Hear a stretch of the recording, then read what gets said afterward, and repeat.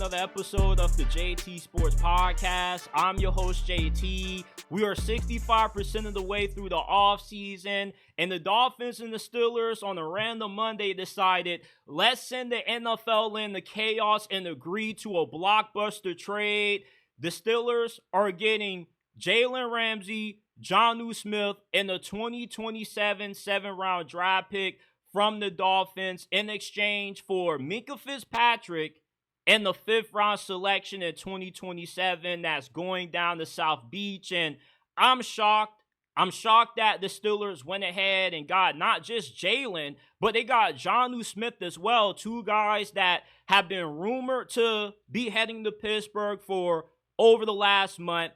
But I was not expecting for Minkah Fitzpatrick to get traded. He has had a few down seasons since he last was an All-Pro in 2022, but to me, he still is one of the better defensive players in the NFL, and as a Steeler fan, I'm devastated to see him go. I definitely wanted to see him and Jalen Ramsey on the same team, but we're going to break down this trade from all angles, what the Steelers are getting from Jalen Ramsey, Jonnu Smith, why they decided to make the shocking move to ship off Minkah back to the team that initially traded him, and who won this trade.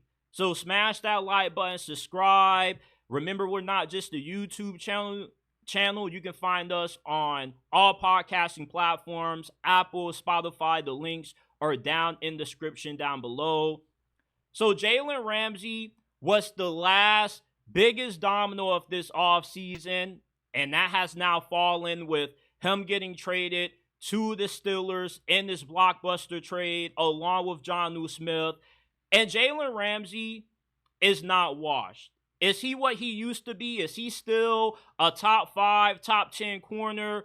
No, but he still is very good, and nobody wants smoke with this Steelers defense now that Jalen Ramsey is on it. You got him, Darius Slay, Joey Porter. You got Deshaun Elliott coming off the best season of his career. And we know what the Steelers have on the front seven with Cam Hayward, Alex Highsmith, and TJ Watt harassing the quarterback. Jalen Ramsey is still a very good cornerback.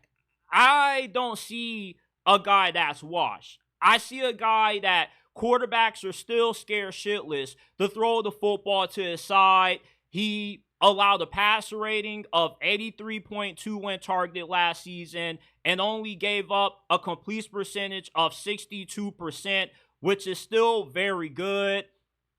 And the big part of getting Jalen Ramsey is that you're bringing in a guy that has versatility. Not just can Jalen Ramsey play corner, but if the Steelers need him to move to safety and fill up Minkah Fitzpatrick in the void that he's leaving, then he can do that as well. You can line him up in the slot. There's a lot of different things that Jalen Ramsey is going to allow the Steelers to be able to do.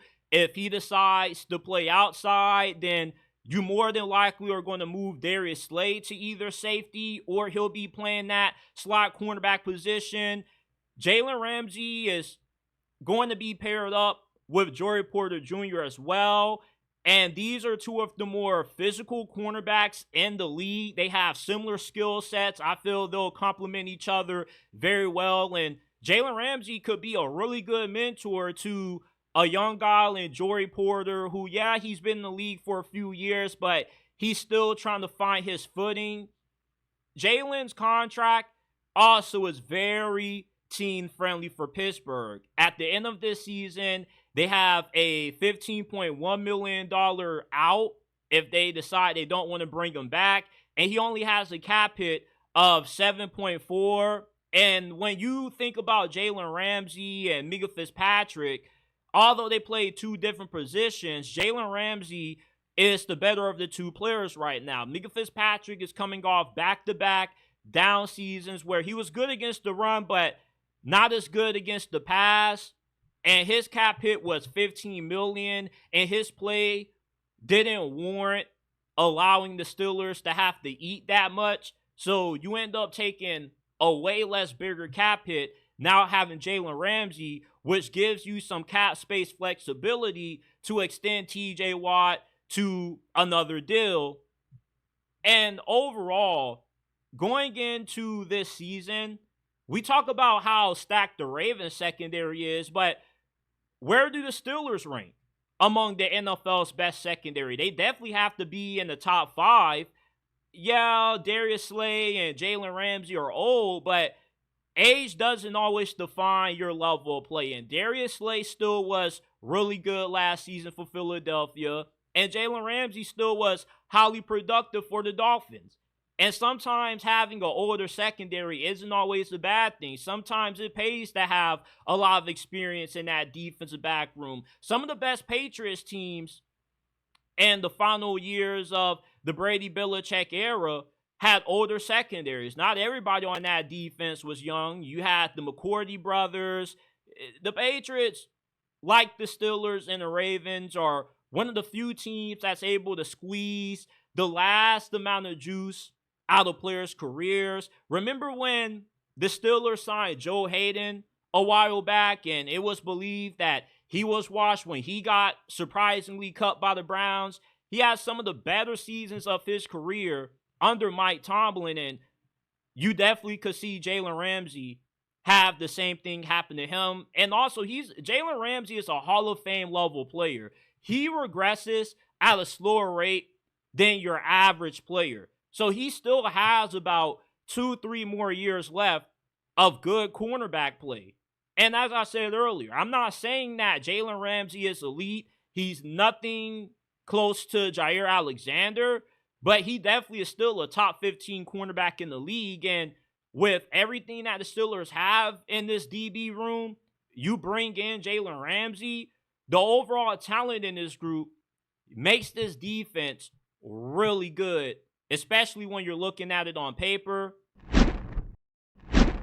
Getting Jonnu Smith shouldn't have been allowed to happen. The Steelers have been searching for another playmaker to add to this offense, for Aaron Rodgers to throw to.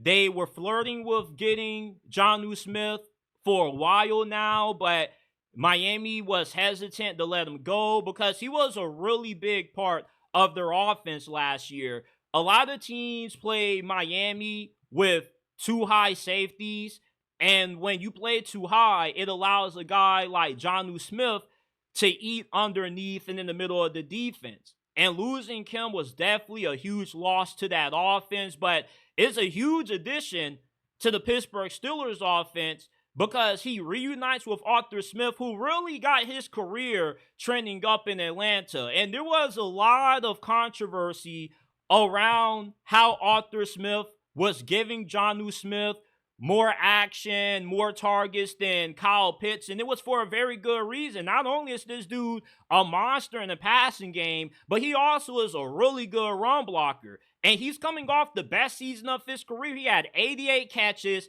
884 yards, and 8 touchdowns. The dude was a fantasy football superhero last year, and now he forms what has to be the best tight end duo in the National Football League with him and Pat Freiermuth, which is what Arthur Smith wants. He wants to have two good tight ends on the field at the same time because he runs a lot of 2 tight end sets. And with 2 guys that are also not just good route runners and pass catchers, but also really good run blockers, it adds unpredictability to the Steelers offense that they've lacked for these last couple of years. When you put Darnell Washington on the field, you know the Steelers 8 times out of 10 are going to run the football because Darnell Washington is a great run blocker, but he's not good in passing downs because he's a really raw route runner, and he also doesn't have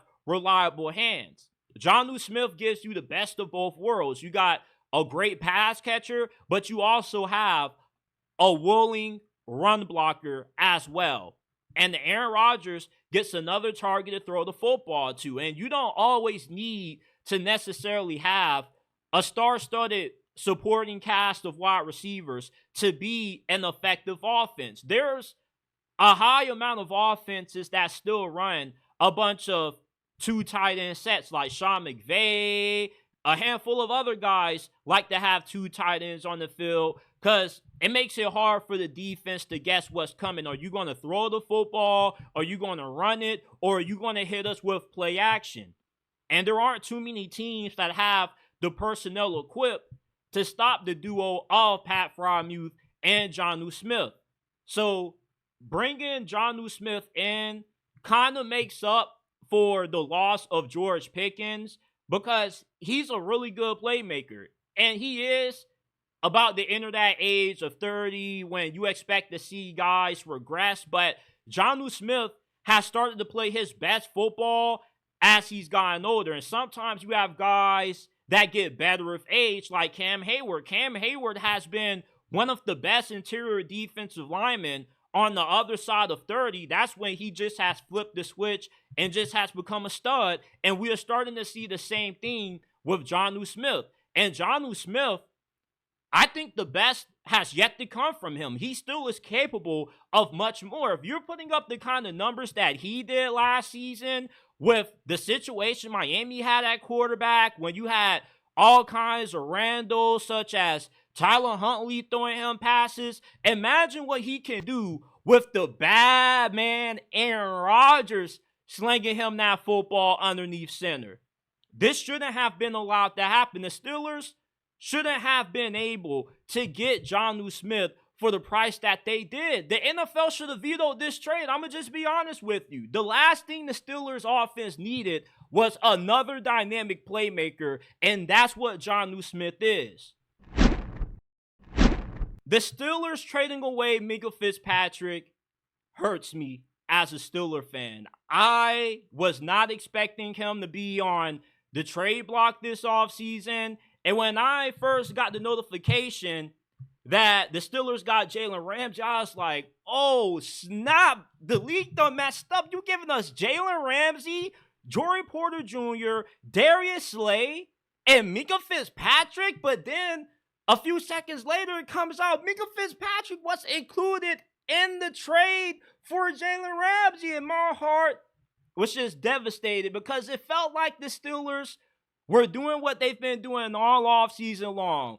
They take one step forward, making a big addition, and then they take one step backwards. It's like when the Steelers traded for DK Metcalf, you were thinking that you were going to see one of the best receiver duos in the league with DK and George Pickens, and then a while after, they trade away George Pickens to Dallas. And then with this one, you're thinking that you're about to see Minkah Fitzpatrick, Jalen Ramsey, Darius Slay, 3 All-Pros on the defense just for Minkah to get shipped off.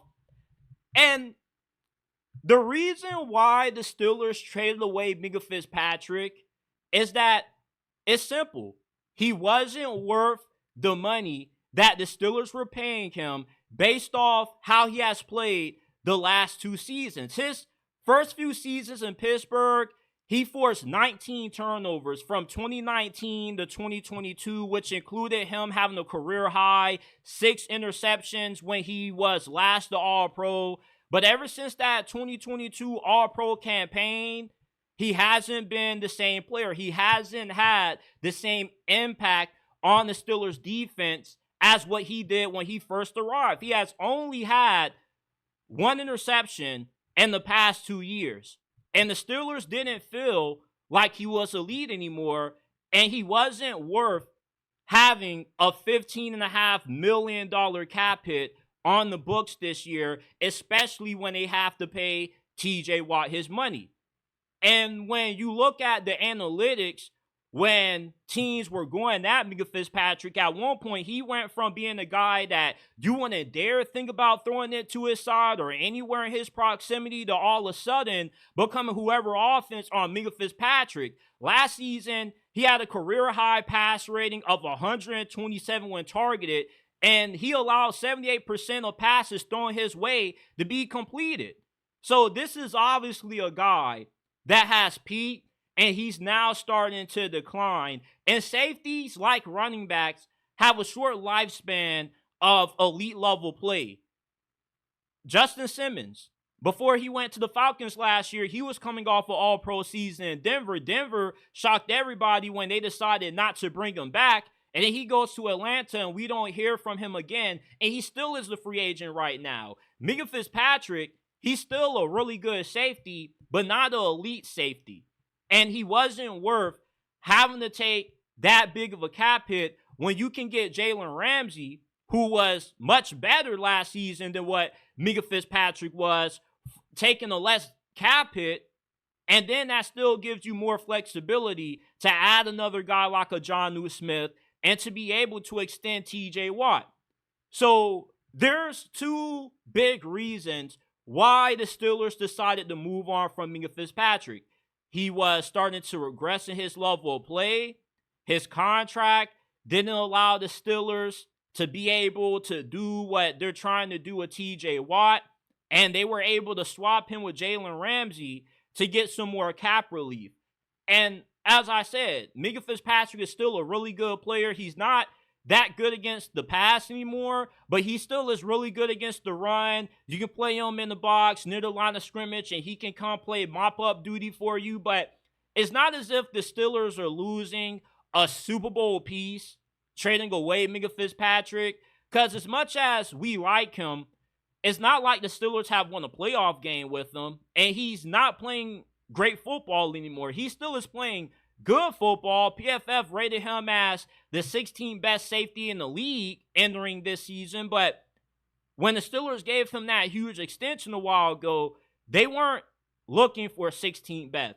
They were still expecting him to be the best safety in the league, and if you watch the games and you look at the advanced analytics and the advanced metrics, Minkah Fitzpatrick's play has severely dropped down or declined these last couple of years, and he's no longer the player that everybody thinks that he is. You see, Minkah Fitzpatrick is one of those names that when you hear, you think, oh, snap, Minkah Fitzpatrick, that's the elite safety. But when you watch the film and you look at the analytics, they will say otherwise. But a lot of folks aren't really watching these games all that closely. They may see Minkah Fitzpatrick make a play here and there, but overall, he just isn't an elite safety anymore. Now, maybe he goes back to Miami and their defensive coordinator is able to put him in a better situation to succeed. Maybe they play him in the slot a little bit more. Maybe they use him near the line of scrimmage a lot more than what the Steelers did. But with the bad shape that the Dolphins are in right now when it comes to their defensive back room, they're going to need a lot more help than just Minkah Fitzpatrick. But he's not the elite player that his name would have you believe. It's just he's living off name. It's like Cooper Kupp. When you hear the name Cooper Kupp, you think one of the best receivers in the league. But when you look at the production declining over the last couple of years, you come to the realization that maybe Cooper Kupp isn't as good as what his name will have you to believe. And that's the case with Minkah Fitzpatrick. Good player, but not a great player anymore. Now, when it comes to who won this trade between the Steelers and the Miami Dolphins, the Steelers getting Jonnu Smith, Jalen Ramsey, a 7th-round pick for 2027, and the Dolphins getting Minkah Fitzpatrick, a 3-time All-Pro, and the 5th rounder for the 2027 NFL draft out of this. I have to say that the Steelers won this trade. And not just that the Steelers win this trade, but the Steelers should really be thrown in jail for robbing the Miami Dolphins. Because Minkah Fitzpatrick is no longer the elite player that he used to be. He's a good player, but not elite and not warranted of having a cap hit of $15.5 million on the books. And the Dolphins are in really bad shape right now because the Steelers just took 2 of their best players and they got them for a Polar Pop and a 50-cent bag of chips, because now the Miami Dolphins are an even worse team now than what they were before they shipped off Jalen Ramsey and Jonnu Smith. Jonnu Smith was a matchup nightmare when teams wanted to play two high safeties to take away the big play threat of Tyreek Hill and Jalen Waddle due to their speed. And that allowed for Miami to give Tua a target that could do a lot of dirty work in the middle of defenses and underneath, and a really good red zone option. Now you get rid of that, and the Dolphins are in the market for another tight end. And then you also lose the best defensive back that you have on your team. The Dolphins, now that they've gotten rid of Jalen Ramsey, have the worst secondary in the NFL. Getting Minkah Fitzpatrick in exchange for Jalen Ramsey definitely makes it look a little bit better, but he's really the only guy that you can look at on paper and say, yeah, Minkah Fitzpatrick's a dog. Who else do the Miami Dolphins have? They have some rookies that they're going to be leaning on. They got some guys that you probably never heard of before. The Dolphins are not in good shape right now. And this trade is a clear indicator that the Dolphins are teetering towards a rebuild.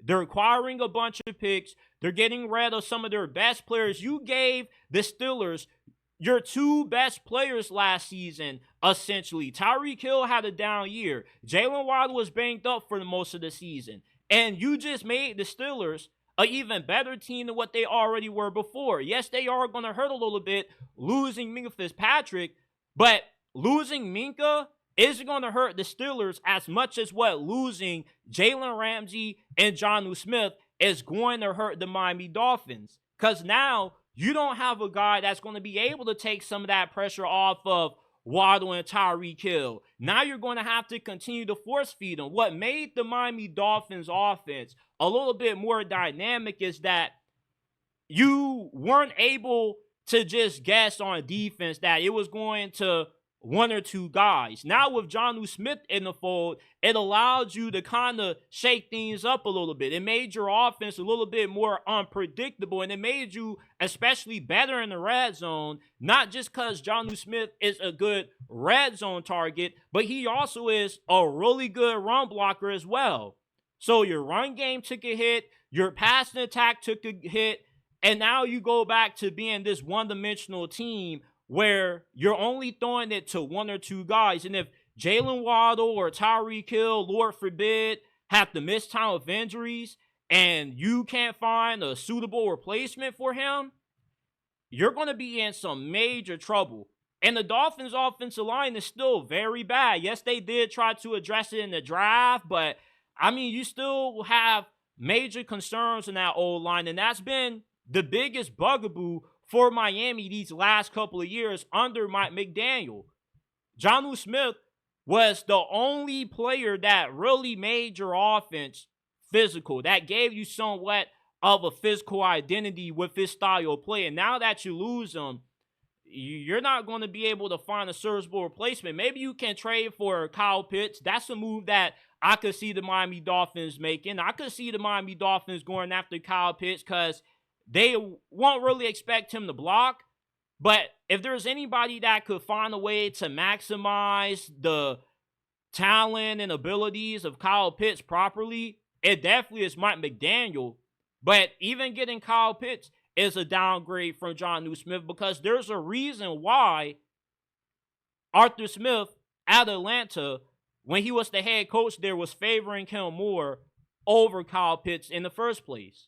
And with no Jalen Ramsey, you have no cornerbacks at all. That it's pretty much going to be an all-you-can-eat buffet if you're opposing quarterback that plays this Dolphins defense. At least with Jalen Ramsey, although he isn't what he used to be, he still is a guy that you're not going to test.